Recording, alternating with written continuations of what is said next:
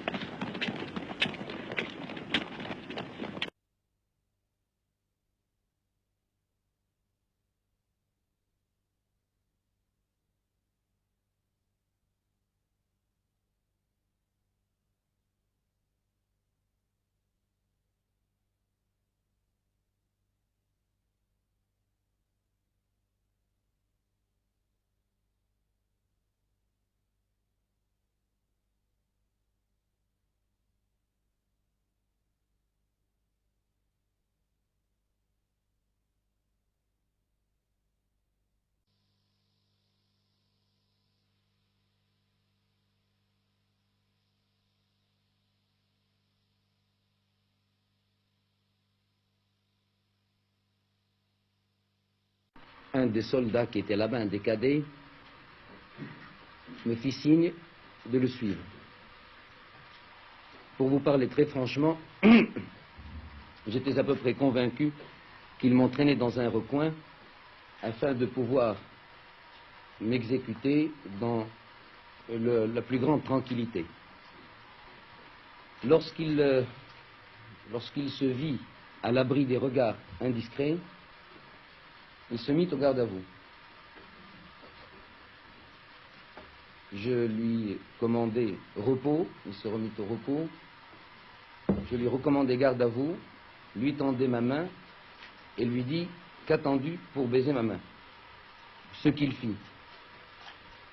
Alors je lui dis, mais qu'est-ce que c'est que cette histoire? Il m'a dit, on nous a dit que le palais était attaqué, que votre majesté avait des ennemis et nous sommes montés. Maintenant, je tiens à vous dire que vous en avez encore des ennemis, veuillez vous cacher. Je lui dis non, appelle tes camarades, baissez les canons de vos armes, suivez-moi.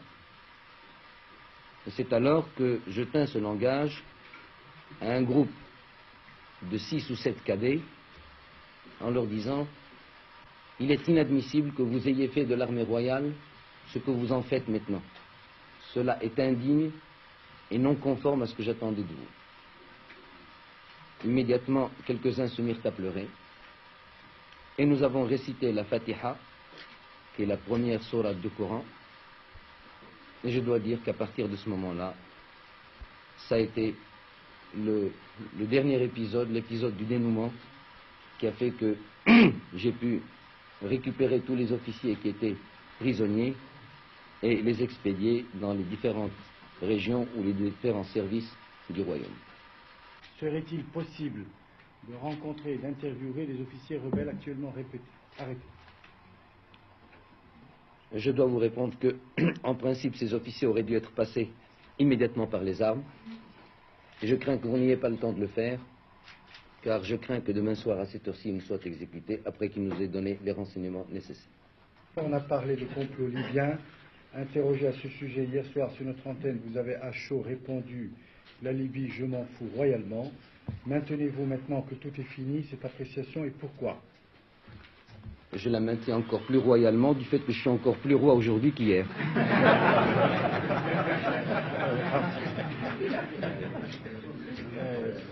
Quelles sont, Majesté, les dimensions et la nature des pouvoirs accordés par le roi Hassan II au général Haftar et quelles limites ont-elles fixées à leur durée?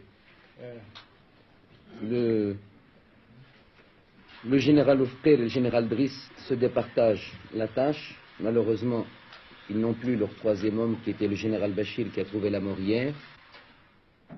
L'un et l'autre jouissent de pouvoir étendu à la mesure de la confiance que j'ai en eux, mais il est certain qu'aucun texte, aucune situation n'est venue pour créer quoi que ce soit ou amenuiser quoi que ce soit.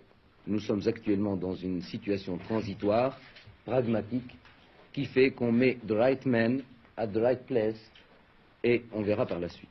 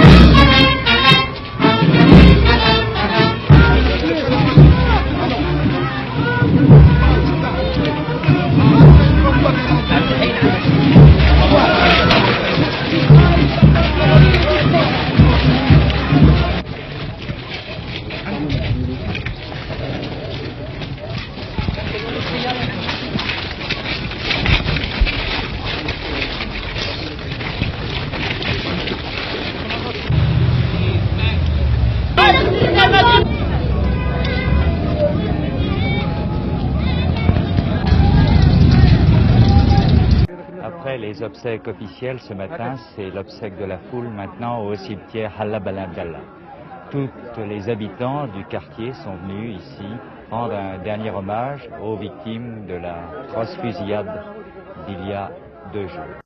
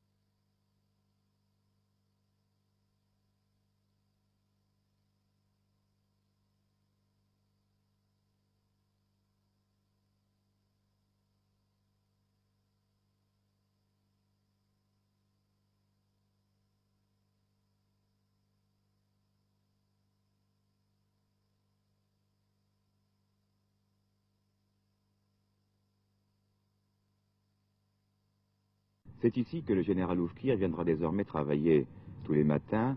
Le ministère de la Défense nationale, qui se trouve derrière moi, et qui, vous allez le découvrir, se trouve dans l'enceinte même du Palais Royal. Autrement dit, le général Oufkir est désormais, avec le Premier ministre, le plus proche collaborateur du roi, tout au moins géographiquement. L'est-il aussi dans les faits? C'est simple, sur cette liste protocolaire du précédent gouvernement, le général Oufkir, en tant que ministre de l'Intérieur, se trouvait en 12e position. Et sur cette liste publiée récemment par les journaux du nouveau gouvernement, le général Oufkir se trouve en 3e position, autrement dit c'est certain, il a eu une promotion. Le voici prenant possession de son nouveau ministère pendant la cérémonie de passation des pouvoirs, quelques minutes seulement avant qu'il nous accorde un entretien.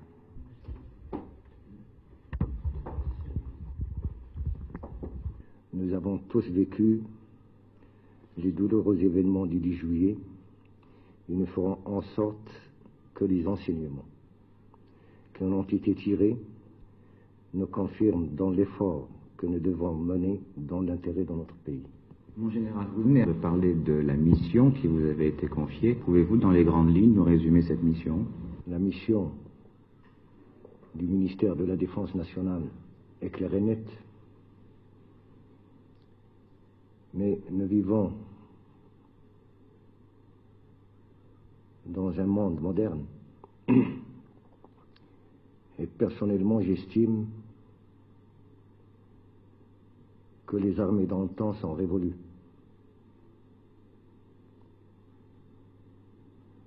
J'ai dit aussi que dans un pays, il n'y a pas de sorte de citoyen.